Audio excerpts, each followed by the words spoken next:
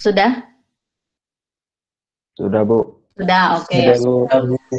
Jadi minggu ini kita masuk ke teori bahasa.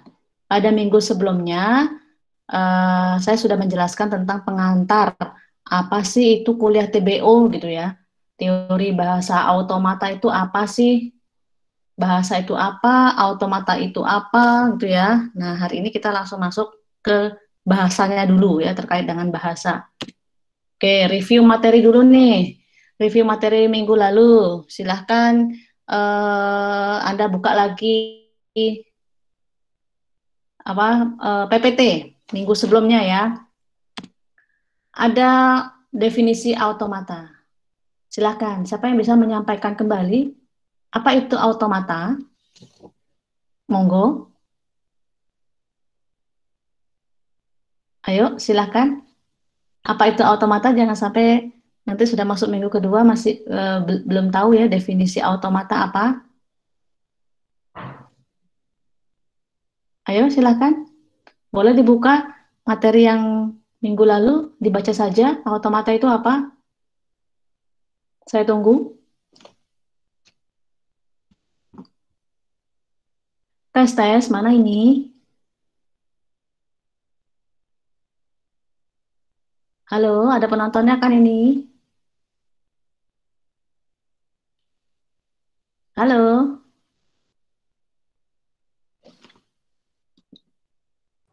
Ada, Bu. Ada. ada. Saya menunggu loh ini responnya kepada diam. Ayo, saya tunggu. Nggak saya lanjutkan kalau sebelum ada Lagi yang menjawab. Yang pertama lagi dulu. ngecek, Bu. Lagi cek Oh, materi. cek. Oke, harus dibuka dong materinya. Yuk, Mas siapa tadi yang jawab? Hendrik, Bu. Hendrik. Oke, Hendrik. Boleh dibaca lagi, Hendrik. Apa itu automata? Yang lain juga boleh loh, silakan ya. Udah belum nemu belum? Apa itu automata?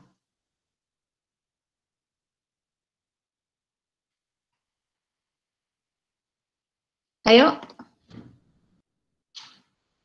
Hendrik mana Hendrik? Udah nemu belum?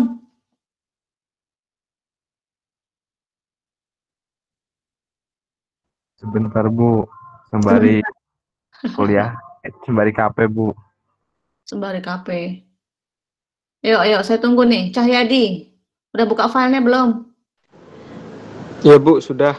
Ya, baca Mas Cahyadi, apa itu automata? Automata itu bisa dibilang mesin abstrak. Betul. Dia menggunakan model matematika, kemudian sistem Hmm. yang menerima input dan menghasilkan output serta terdiri dari sejumlah state. Sip. Kemudian mesin tersebut dapat mengenali, recognize, kemudian accept atau membangkitkan generate sebuah kalimat dalam bahasa tertentu. Oke, betul sekali. Tepuk tangan ya, Mas Cahyadi ya. Ya, betul sekali. Cahyadi, automata adalah mesin abstrak ya.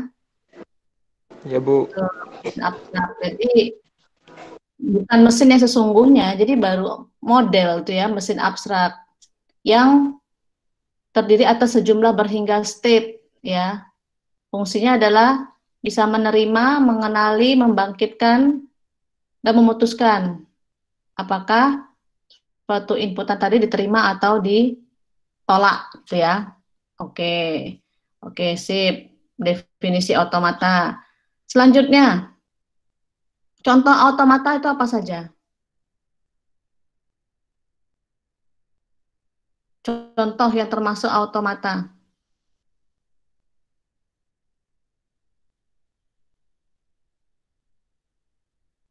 Yang seperti apa contohnya yang termasuk automata itu? Atau penerapannya lah, penerapannya.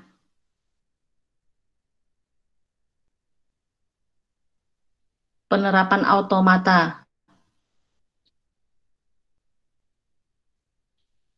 Hendrik bisa menjawab?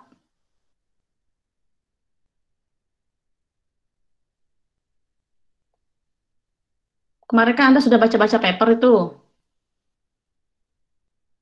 ya.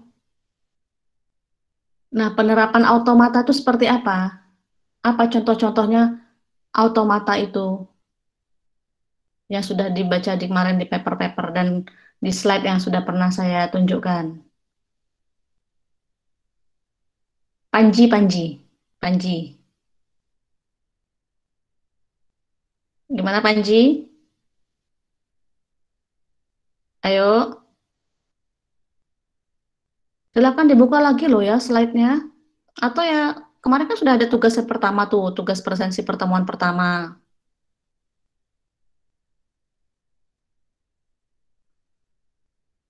Halo, ayo siapa yang bisa memberikan contoh penerapan automata? Ada semua loh di slide kemarin. Dan tugas presensi pertemuan pertama itu kan Anda mau mengerjakan itu. Atika, Atika ada tidak? Ada, Bu. Oke. Kalau dipanggil nggak nyaut nanti saya coret loh ya. Yang dipanggil nggak nyaut nggak hadir loh ya. Oke, gimana Atika? Apa contohnya automata? Silahkan dibuka slide-nya.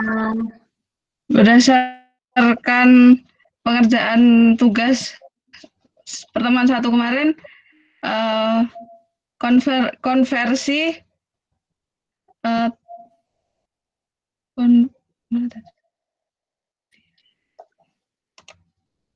Apa? konversi teks menjadi suara dengan FSA. Nah, jadi tuh kemarin tugasnya Atika membahas itu, membuat resume dari paper itu ya. Iya, Bu. Konversi teks menjadi suara dengan bantuan FSA ya. Ya, FSA itu Finite State Automata, betul sekali. Jadi pada saat si peneliti ini akan mengerjakan sesuatu, dia sedang meneliti akan membuat konversi bagaimana mengubah teks menjadi suara. Nah, sebelum mereka develop, maka ada bantuan model dulu yang perlu dibuat. Bagaimana nih modelnya ya, model untuk mendeteksi bagaimana mengolah teks menjadi suara, inputan teks menjadi suara gitu ya. Nanti lebih detailnya ya kita belajar gitu ya. Itu contohnya. Oke. Yang di slide Atika, yang di slide yang saya sampaikan apa? Contoh automata, contoh penerapan automata.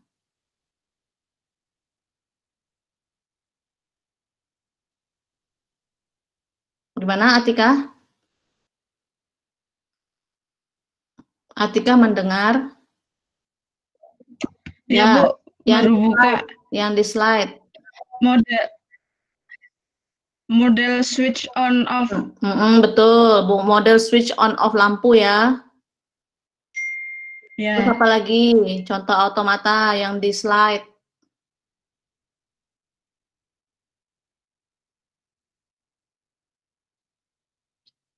Randis.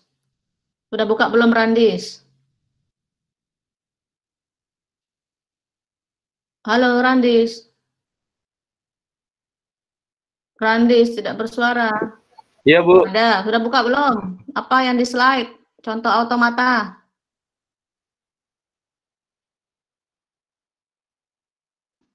Belum, Bu. Belum. Atika udah nemu belum? Nyari, Bu. Atika sudah nemu belum?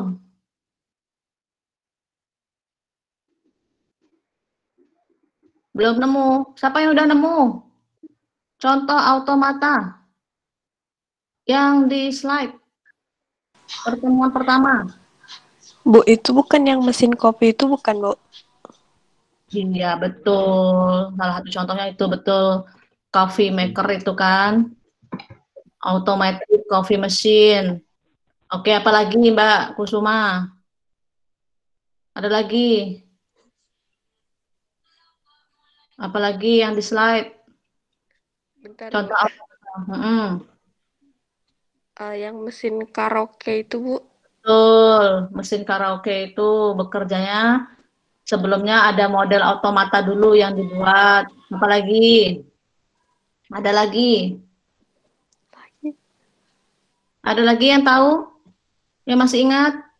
Selain itu, tadi ada automatic coffee maker itu, mesin pembuat kopi otomatis. Kemudian mesin karaoke yang ada di time zone itu. Terus apa lagi? Nggak cuma mesin karaoke, mesin-mesin yang di time zone itulah, yang game-game itu. Itu kan pakai koin-koin. Kalau koinnya sembarangan nggak jalan mesinnya. Apalagi? Jadi dia hanya mengenali input yang sudah dikenalkan. Input yang tidak sesuai tidak akan diproses. Apalagi? Panci?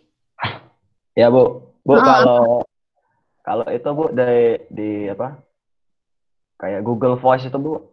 Bisa nggak? Google Voice. Misalnya kayak oke Google mengubah itu Oh, suara jadi perintah. iya bisa betul mengubah suara jadi perintah ya, atau Iya. mengubah teks menjadi suara, mengubah suara menjadi teks misalnya. Ya, salah satunya bisa juga seperti tadi yang sebelumnya tadi si Atika juga ada papernya konversi teks menjadi suara, ya. Ya, bisa jadi seperti itu. Artinya ada model automata dulu yang dibuat. Ya, betul. Ada lagi yang lain?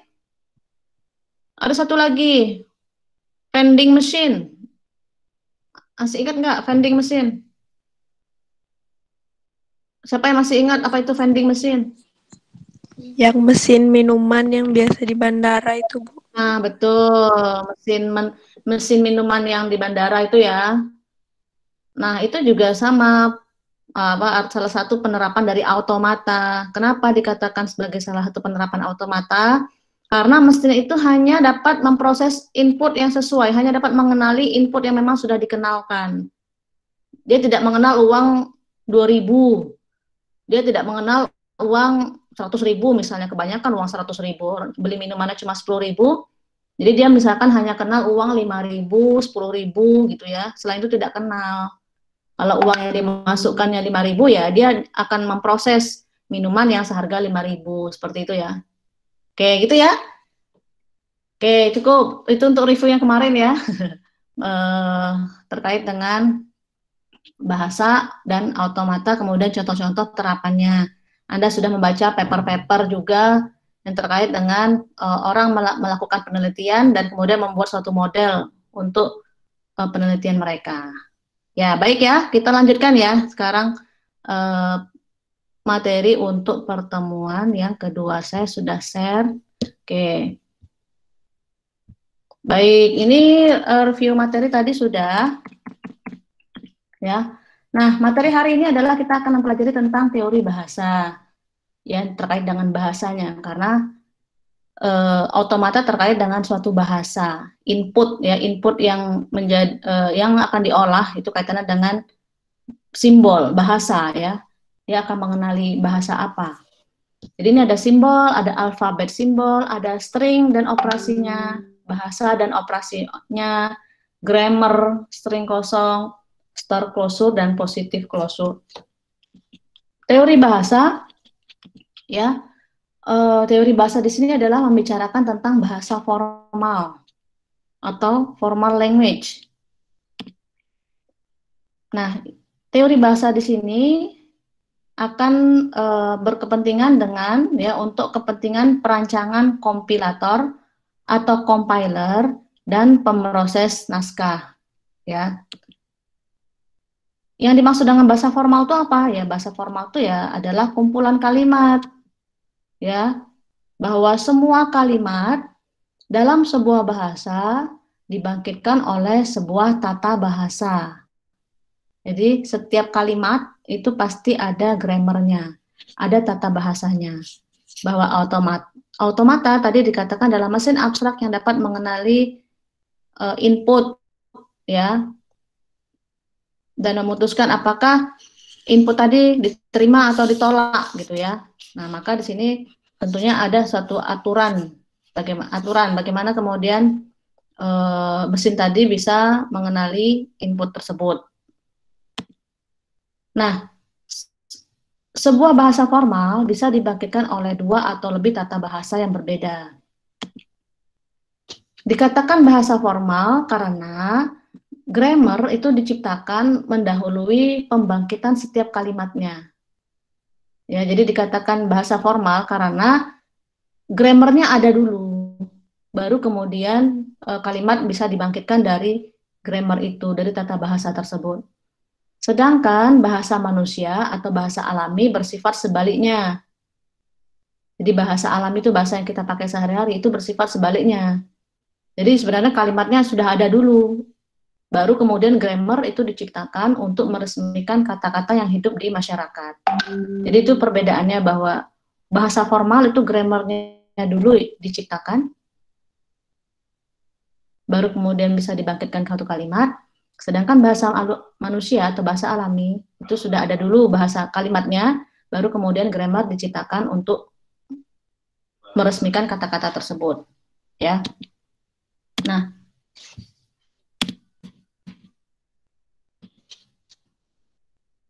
sebentar nih kok macet. Oke. Nah, beberapa konsep yang akan kita pelajari tentang bahasa. Yang pertama, ada simbol, ada alfabet simbol, ada string bahasa itu sendiri. Kemudian grammar, ya. Nah, ini maaf belum saya. Oke. Simbol ya, sekarang simbol. Ya, bahwa suatu bahasa pasti terdiri atas simbol-simbol, ya. Jadi simbolnya adalah elemen unik yang terkecil dari suatu bahasa. Setiap bahasa pasti punya simbol. Bahasa Indonesia, kita tahu simbolnya adalah huruf alfabet A sampai Z, kemudian tanda baca, simbol-simbol lainnya. Ya, bahasa Arab simbolnya beda lagi. Bahasa Jawa, aksara Jawa simbolnya beda lagi, begitu ya. Nah, himpunan berhingga simbol daripada suatu bahasa ya dinyatakan sebagai alfabet simbol. Nah, itu dinotasikan, disimbolkan dengan sigma ini. Jadi sigma ini menyatakan himpunan berhingga daripada suatu simbol dari suatu bahasa. Ya. Nah, untuk penyederhanaan pembahasan alfabet hanya berisi 2, bahkan mungkin 1 simbol. Jadi nanti untuk pembahasan kita bisa jadi nanti kita hanya akan membahas tentang 2 atau 1 simbol saja. Namun sebenarnya secara umum berlaku untuk alfabet yang lebih besar. Ya. Nah, anggota daripada suatu alfabet dinamakan dengan simbol terminal.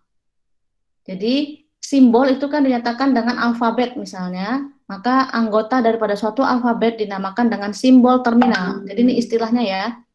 Jadi simbol dalam suatu bahasa atau alfabet itu dinyatakan dengan simbol terminal atau token. Terus yang seperti apa contohnya? Ya, contohnya adalah simbol terminal itu adalah ya kalau dalam bahasa Indonesia tadi, misalnya huruf kecil dari suatu alfabet dari A sampai Z gitu ya. Ini adalah simbol terminal atau token gitu ya. Jadi ini A sampai Z, misalnya kemudian simbol-simbol operator, ada tambah, minus, kali, bagi, ada tanda baca, koma, tanda tanya, tanda seru, titik koma, titik gitu misalnya ya. Kemudian string yang tercetak tebal. Nah ini, string yang tercetak tebal misalnya kalau dalam bahasa pemrograman ini juga dikatakan sebagai suatu simbol. Ya, dalam bahasa pemrograman misalnya ada sintaks-sintaks tertentu ya, if, then, else. Ini dikatakan sebagai suatu terminal, sebagai suatu token dalam suatu bahasa pemrograman ya. Kalau dalam bahasa Indonesia ya simbolnya itu A, B, C sampai Z, tanda tanya, tanda baca, tanda operator dan lain sebagainya. Ya. Nah, ini yang dimaksud dengan simbol terminal ya. Oke, bahwa simbol itu adalah elemen yang paling terkecil dari suatu bahasa. Ya. Nah, sekarang saya tanya, kalau dalam bahasa Arab, apakah sama simbolnya?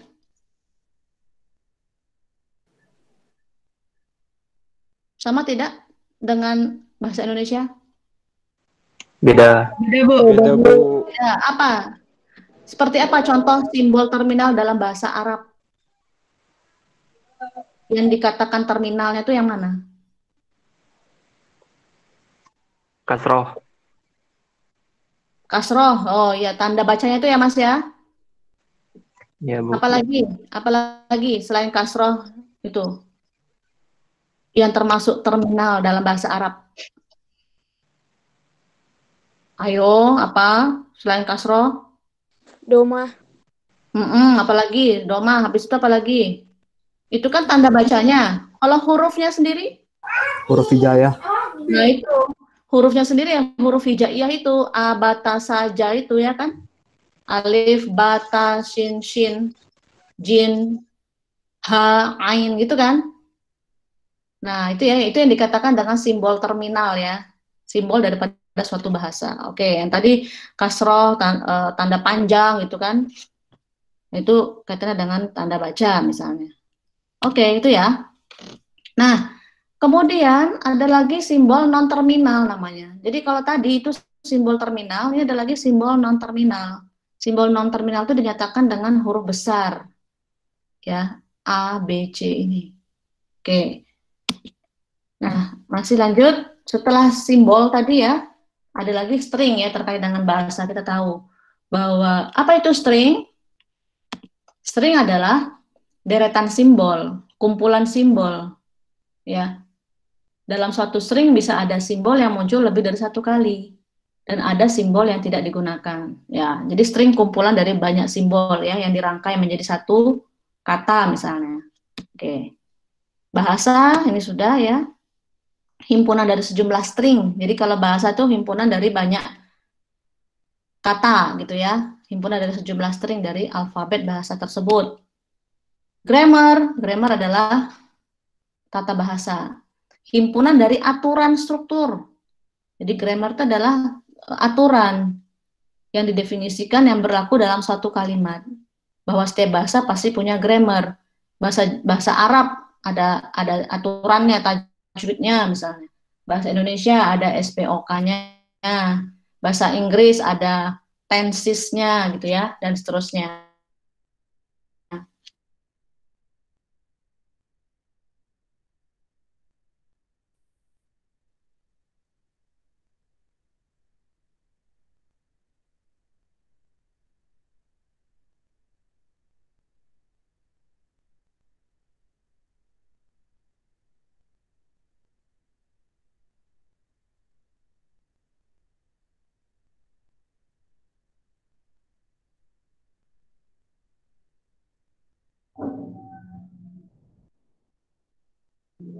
Bu, macet ya, Bu. Penurunan dapat dilakukan penggantian simbol alfa dengan simbol beta. Jadi alfa dapat diganti dengan beta gitu. Nah, ini untuk menyatakan suatu aturan produksi untuk menghasilkan suatu kalimat dalam suatu bahasa. Ya. Simbol alfa dalam produksi berbentuk alfa menghasilkan beta disebut ruas kiri, sedangkan simbol beta disebut dengan ruas kanan. Jadi alfa kiri, beta kanan, gitu ya. Kemudian ada lagi istilah derivasi. Derivasi yaitu adalah proses pembentukan kalimat. Nah, proses membentuk kalimat dinyatakan dengan derivasi. Sebuah derivasi dilambangkan sebagai ini tadi, alfa, tanda panah, beta. Itu ya, proses untuk membentuk suatu kalimat. Oke, ini saya lewat saja. Nah, selanjutnya. Notasi variabel himpunan string. Nah, ya. Untuk himpunan string ya, dinotasikan dengan huruf kapital pada urutan awal abjad. Jadi ini misalnya string L. String L ini terdiri dari string yang kedua, string ketiga, keempat. Ini adalah stringnya. Ini untuk slide-nya belum tampil. Slide-nya kenapa? Belum tampil, Bu. Ya Allah, sejak kapan Mas belum tampilnya, Mas? Barusan, Bu, tadi ada. Cuman kayaknya error, jadinya nggak keluar lagi gitu. Oh, barusan. Iya, barusan. Oh, barusan. Ya, oke.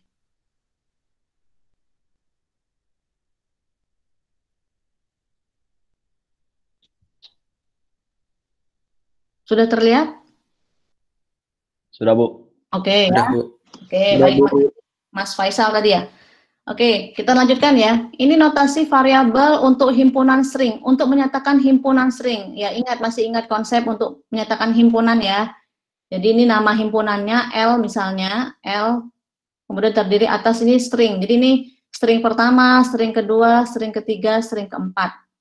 Ya, ini contoh ya, stringnya ini seperti ini, hanya 0 dan 1. Berarti simbol dari bahasa ini hanya 2, 0 dan 1. Seperti itu ya.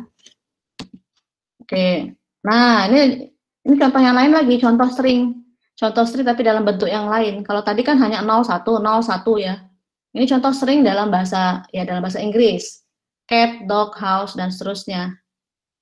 Maka kita menyatakan dengan, nah ini, kita nyatakan dengan, ya ini terdefinisi pada alfabet. Maksudnya adalah bahwa string ini, cat, dog, house ini terdiri atas beberapa simbol. Ya, simbol A, B, C sampai Z. Jadi ini untuk menyatakan simbolnya, himpunan simbol ya, himpunan simbolnya dengan sigma sama dengan A sampai Z. Bahwa string ini terdiri atas simbol-simbol A sampai Z. Begitu ya. Oke. Kemudian dalam konteks bahasa pemrograman, sebuah program lengkap dikatakan sebagai suatu string. Ya, dalam konteks bahasa pemrograman. Sedangkan keyword, nama variabel, nama fungsi, tanda operasi, dan notasi adalah simbol dari bahasanya. Atau tokennya gitu ya. Terminalnya dalam konteks bahasa pemrograman. Nah, sekarang masih lagi tentang alfabet dan strings ya. Alfabet, untuk mengatakan alfabet atau simbol itu digunakan huruf kecil. Contoh ini sigma ini tadi notasi untuk menyatakan simbol terdiri atas 2 simbol misalnya. Ya, kurung kurawal A, B. Artinya adalah bahwa simbol dari bahasa itu hanya 2. Simbol dari bahasanya tadi itu hanya 2, dia hanya mengenali 2 simbol, A dan B. Ya, dinyatakan dengan notasi seperti ini. Kemudian apa string yang bisa dihasilkan dari simbol ini? Ya, string yang bisa dihasilkan dari simbol ini ya berarti ya hanya A dan B, hanya antara A dan B yang kemudian dikombinasikan menjadi beberapa jumlah. Apakah itu A saja, apakah itu AB, apakah ABBA, BABA, AAA, BBBAA, dan seterusnya. Ya, ini adalah string yang bisa dihasilkan dari 2 simbol ini. Paham ya? Maka kita bisa menyatakan string ini dengan suatu variabel misalnya. Ini string U. String U itu adalah AB misalnya. String V adalah BBB AAA. String W ABBA misalnya, seperti itu. Oke, jadi ini string ya. String yang hanya terdiri atas 2 simbol, yaitu A dan B. Oke, lanjut. Nah, sekarang operasi-operasi apa saja yang bisa dikenakan kepada suatu string? Yang pertama ada operasi panjang string, yang kedua ada string kosong, yang ketiga ada konkatenasi, ada reverse, ada substring, ada prefix dan suffix, ada operasi bintang, ada operasi tambah, ya. Nah, sekarang kita lihat untuk panjang string. Panjang string itu adalah yang menghitung panjang daripada suatu string. Bahwa suatu string tersusun atas sejumlah simbol. Berapa simbol dari string tersebut? Nah, dikatakan sebagai panjang string, ya. Notasinya adalah ditulis seperti ini.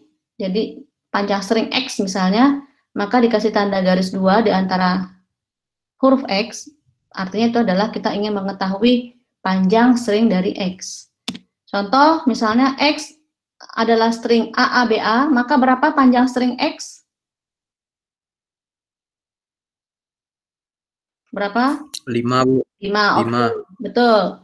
Jadi simbol yang menyusun string X ini ada berapa? Oh, ada 5, berarti panjang string X 5.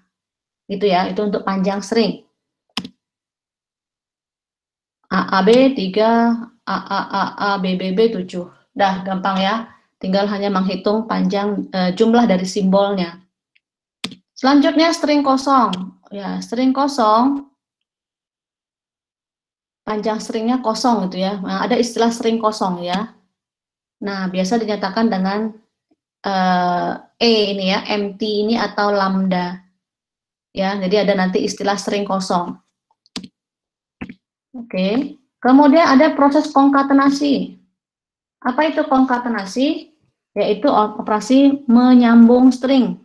Ya, operasi menyambung string. String X dan Y apabila dikonkatasi akan menjadi string XY. Contohnya, X-nya AABA, Y-nya AA. Maka kalau disambung menjadi ini, AA, BA, AA. Paham ya? Jadi hanya tinggal menggabungkan antara dua stringnya. Itu dikatakan dengan proses konkatenasi, menyambung. Ya, ini string X, AB, string Y-nya E. Kalau disambung menjadi apa?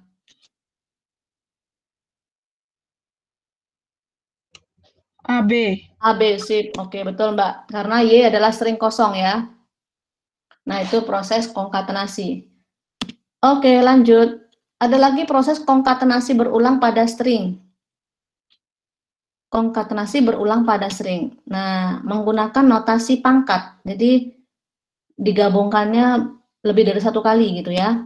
Contoh, X sama dengan AB. Nah, kalau kita menggabungkannya berulang kali, misalkan 4 kali digabung, maka ditulis dengan X pangkat 4, maka AB-nya diulang ya. AB-nya diulang sebanyak 4 kali. Jadi ini namanya konkatenasi berulang. Dari satu string, tapi kalau seperti ini ya, X-nya diulang sebanyak 4 kali. Ya. Kalau seperti ini ya sama saja. ABBA dipangkat 2, berarti ABBA-nya diulang 2 kali. ABBA, ABBA, begitu. Nah, itu namanya konkatenasi berulang. Oke, selanjutnya bagaimana konkatenasi pada himpunan string? Nah, ini konkatenasi pada himpunan string. L1 ini himpunan stringnya AA dan BAB, L2 himpunan stringnya BB dan A. Maka L1 dan L2, nah ini jadi berarti ini kan dikongket ya antara L1 dengan L2. Ya sudah, ini AA, BB, AA dengan L2-nya A, BAB pada L1 dengan BB, BAB, BB, kemudian yang terakhir BAB dan A, BABA. Itu ya, konkatenasi pada himpunan string. Oke, ada yang mau ditanyakan dulu tidak sampai di sini? Untuk operasi tadi, panjang string, kemudian konkatenasi. Tidak ya, lanjut ya. Operasi reverse, yaitu operasi untuk membalikkan string. Dibalik. Nah, contoh, X sama dengan string AB. Maka kalau dibalik, X reverse ya. Notasinya dengan X reverse, kemudian dibalik BA. Ya. Oke, itu operasi reverse. Hanya dibalik ya. Kemudian ada lagi operasi substring namanya, yaitu operasi yang terkait dengan string untuk mengambil bagian daripada string yang berurutan. Ya, substring berarti bagian daripada string. Tapi dari karakter yang berurutan ya. Jadi subsequent dari karakter yang berurutan. Seperti apa substring? Nah, misalnya kita punya string A B B A B ya, A B B A B B A B B A B B A B. Sub itu adalah ya bagian dari A B B A B ini apa? Misal ya substring dari U-nya yang pertama misalnya A B. Ya enggak? A B ini kan berarti bagian dari ini kan, tinggal diambil dua karakter yang pertama. A B. Itu dikatakan substring. Atau ABBA. Itu substring. Atau B saja, itu substring juga, ya diambil B saja, ini substring. Ya, nah, atau BBAB, ini juga substring. Ya, nah sekarang saya tanya, kalau ABB substring tidak? ABB apakah substring dari U? Iya. Ya ya, ini ya ABB. Oke, berarti substring dari U, betul. Kalau BBB apakah substring dari U? BBB. Tidak, Bu.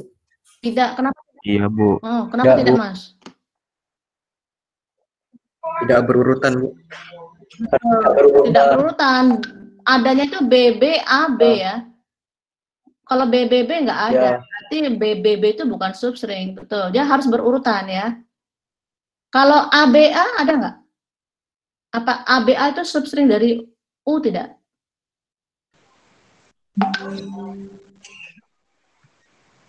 ABA. Substring atau Tidak. tidak ya? Ya, betul. Tidak. Ya, betul. Karena ABA tidak ada di sini. Adanya ABB. Ya, oke. Itu yang dikatakan dengan substring ya.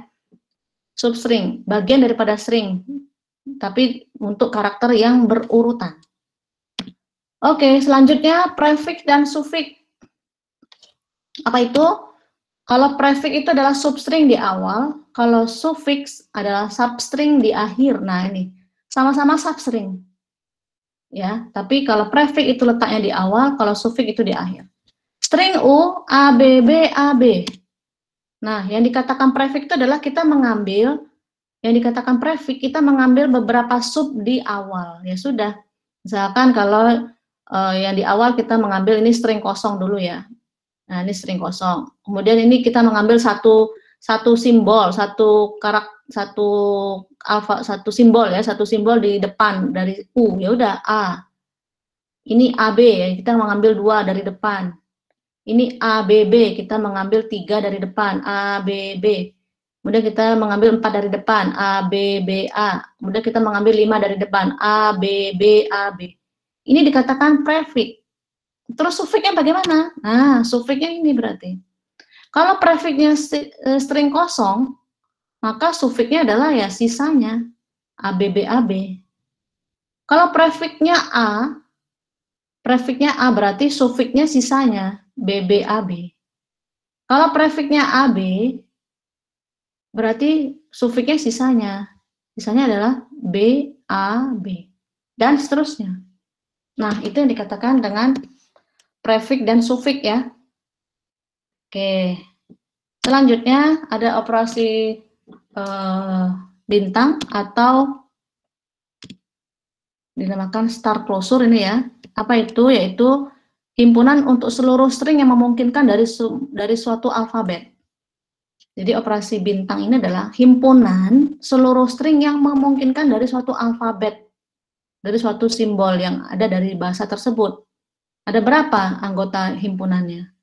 Maka di sini ya notasinya adalah seperti ini, himpunan untuk operasi bintang ini ya, himpunannya adalah kalau kita punya 2 buah simbol A dan B, maka jumlah anggota untuk himpunan ya string dengan operasi bintang atau star, ini star closure namanya, adalah tadi dikatakan adalah himpunan semua string apa saja sih yang memungkinkan untuk alfabet A dan B. Nah, ya stringnya ya bisa banyak dong, yang namanya string tidak dibatasi jumlahnya, tidak dibatasi jumlah simbolnya. Maka di sini himpunan stringnya adalah dimulai dari string kosong, kemudian A sendiri, B sendiri, atau AA, atau AB, atau BA, atau BB, atau AAA, dan seterusnya. Sampai berapa karakter untuk setiap stringnya ya. Nah, ini dikatakan dengan operasi bintang, star closure. Himpunan seluruh string yang memungkinkan dari suatu alfabet. Jadi dari A dan B ini kita bisa menghasilkan banyak string gitu ya. Ditambah dengan string kosong. Sedangkan yang terakhir yaitu operasi plus atau positive closure adalah himpunan daripada seluruh string yang memungkinkan dari suatu alfabet tapi kecuali lambda, kecuali string kosong. Jadi sama dengan yang sebelumnya, hanya untuk operasi positive closure ini tanpa lambda, tanpa string kosong. Maka jumlah anggota himpunannya adalah, kalau tadi star closure dengan lambda, kalau positive closure dikurangi lambda, selain lambda, maka seperti ini. A, B, dan seterusnya tanpa lambda, tanpa string kosong. Oke, gitu ya. Ini sudah cukup. Oke, nah itu tadi. Jadi tadi itu yang terakhir untuk operasi-operasi yang dapat dikenakan kepada suatu string ya.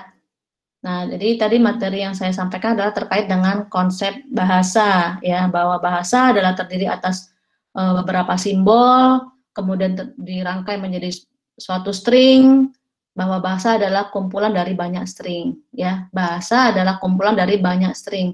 Kemudian operasi-operasi yang bisa dikenakan kepada suatu string. Ya, nah ini nanti juga yang akan kita pelajari di pertemuan-pertemuan berikutnya. Baik, sampai di sini cukup ya untuk materi teori bahasa.